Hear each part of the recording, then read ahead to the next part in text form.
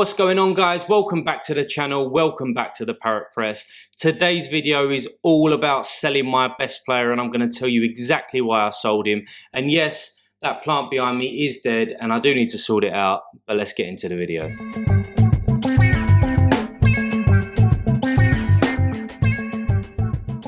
Alright, so this is the guy, Wagner. He's featured a lot in my videos in the past few weeks. I've done a video about signing the best MLS defender, and now I've went ahead and sold the best MLS defender. And a couple of reasons for that as well. Now, let's just say first, I didn't want to sell him. If he was guaranteed to stay in the MLS, then he would 100% still be in my gallery. There would be no way that he's leaving. However, the first reason, the big reason, is that he is tipped to leave in the next couple of months. Now, if we look at this tweet from Tom, who is a very trusted source, kind of the majority of stuff that he says on Twitter happens. He writes for the MLS website, I believe, as well. So if you don't follow him, go ahead and give him a follow. But he says here that the expectation that Philly Union star left back Kai Wagner will absolutely be sold to Europe this winter. Leeds United, far from the only club interested, will be difficult for them now rather than the summer. Now, if he goes to the Premier League, and if he goes to Leeds specifically, Leeds concede goals. Jesse March is doing a great job there, but they 100% concede goals. He's going to be coming up against people like Salah, Kulusevski, Son, Mahrez, Sancho.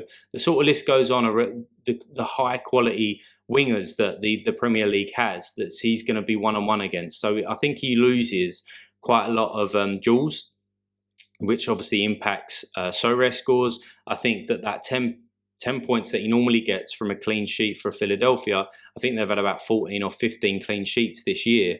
That comes off as well. So you're looking at 140, 150 points coming off of his cumulative score. And also, I think that he's actually fighting for his position as left back at Leeds. You've got Firpo there. You've got Stuart Dallas, who's coming back from injury. You've got Pascal Struijk as well, who's been playing there and playing really well, actually, at the beginning of this season.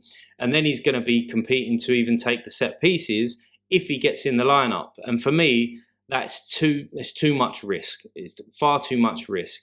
Now, if he goes to somewhere like Ajax, and I'm not saying that there's any rumoured links or whatever for him going there.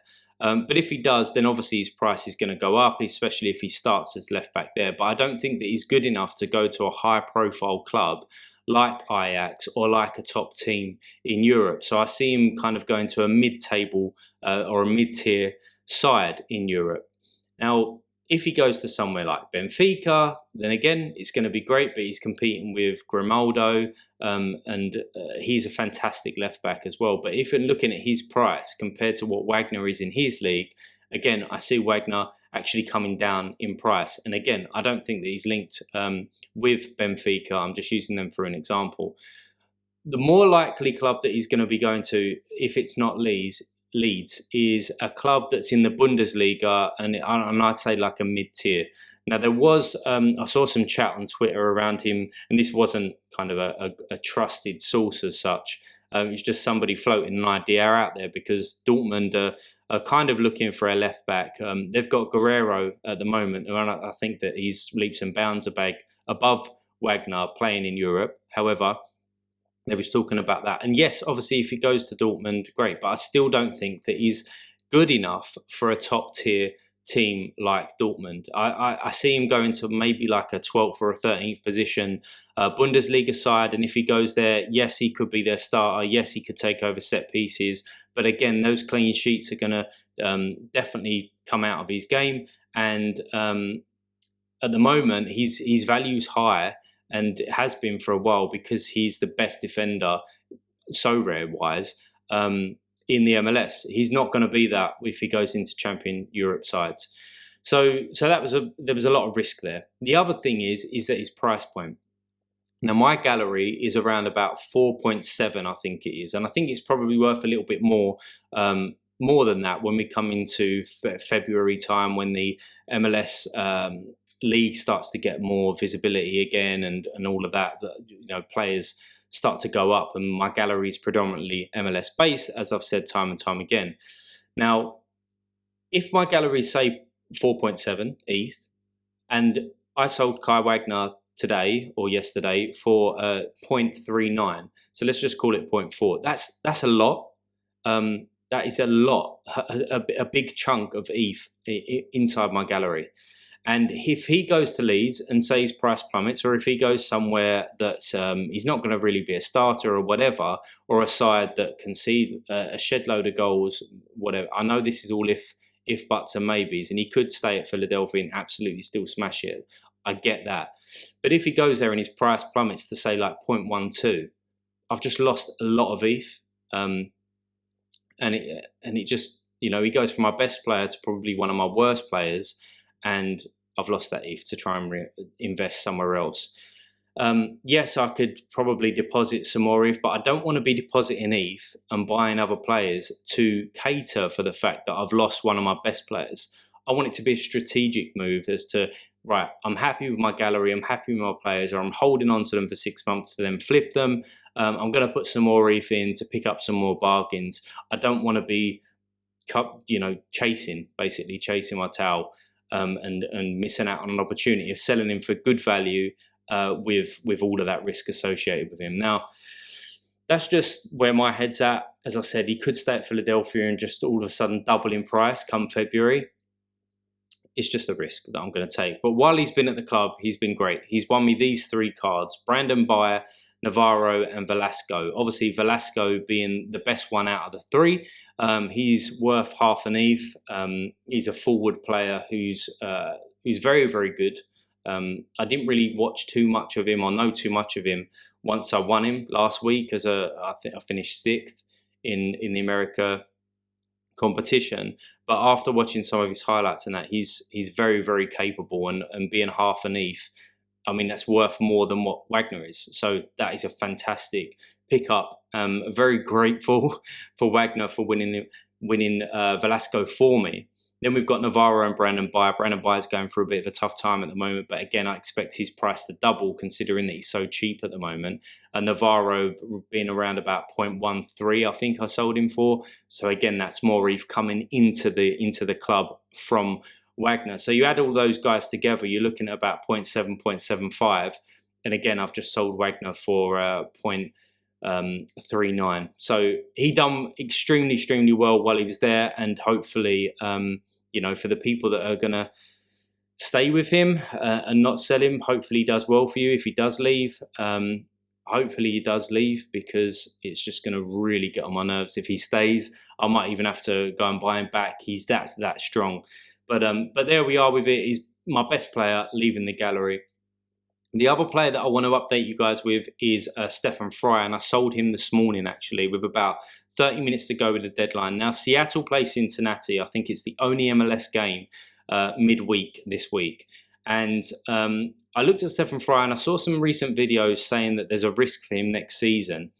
Now, his card there says 34. It's because I owned an older version of him. I think he's like 36 now, maybe 37. I don't think he's quite there. But I read somewhere that he's got a contract going up until like all the way through next season.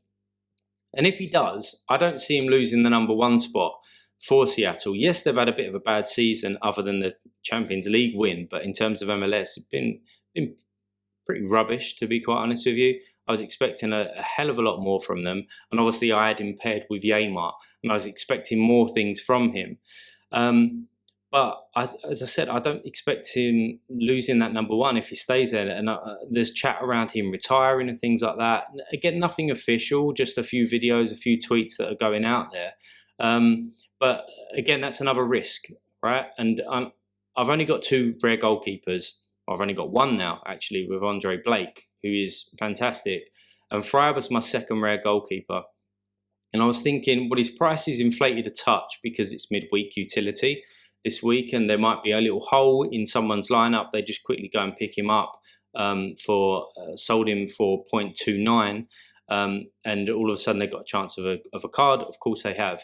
So I was thinking, while it's inflated a little bit, do I really want him in my side next year? Do I want to be sitting on worrying about whether he's going to retire or get the number 1 spot or whatever for the next 6 months, 5 months, whatever it is, until the season starts again? And no, I don't. So I went ahead and sold him. I listed him up and sold him for 0.29.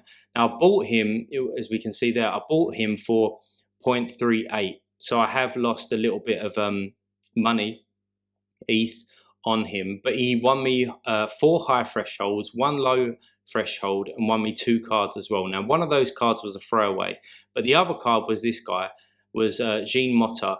And I sold him, well, I used him as part of a trade, but if I was to sell him at the time that I won him, it was around about 0.13. So I do think that Stefan Frei has given me good value, and obviously having a rare goalkeeper makes me eligible to register an actual rare lineup as well, and a chance of winning the cards and chance of winning ETH and all of that. So I am kind of, happy that I bought Frei. I was just expecting a lot more of him, especially playing for such a good side as Seattle.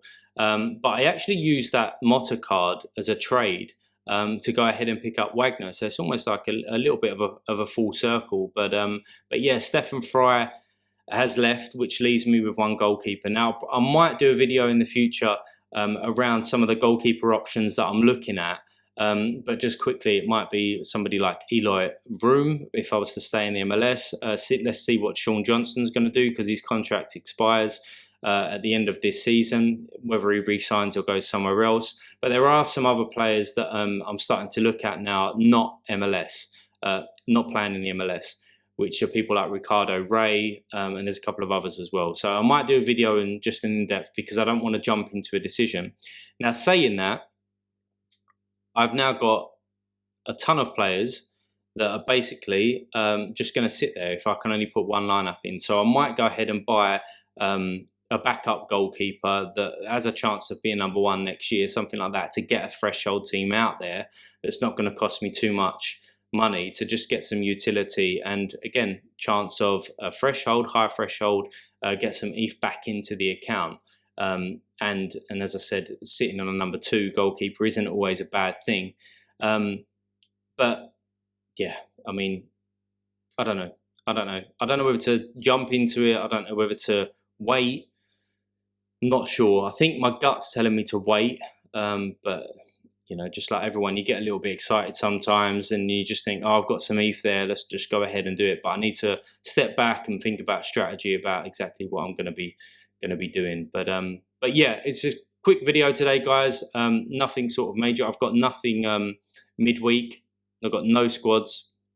I've got to wait till the weekend when they all come back into it. Obviously, you've got a few weeks left of the MLS, and then I'm still playing Specialist Limited as well. I've picked up some cards there, so if you want to see what I've picked up, then go ahead and give me a search on Sorare data, and you can see some of my recent transactions. I do need to pick up a goalkeeper there as well. But if you've got any suggestions for a rare goalkeeper for me for next year, somebody along the lines of Andre Blake, a really strong goalkeeper, then drop a comment below and yeah, let me know your thoughts, or somebody in your gallery that you're really happy with at the moment, because I'm going to start to create my watch list for that on Sorare data, and try and find a goalkeeper that I'm super happy with for next year. And obviously in the next couple of months, prices are going to be dipping from an America point of view, so it might be a good time to pick one of those guys up. But if you've got some squads out there for midweek, then good luck, guys. If not, then let's just be patient and wait for the weekend after international break. It's always a bit painful, which is annoying. I prefer club football over international, unless it's a World Cup, which we've got at the end of this year. Super excited for that as well. So if you like the video, hit that like button. If you want to see some more, hit that subscribe button, and I will see you guys in the future.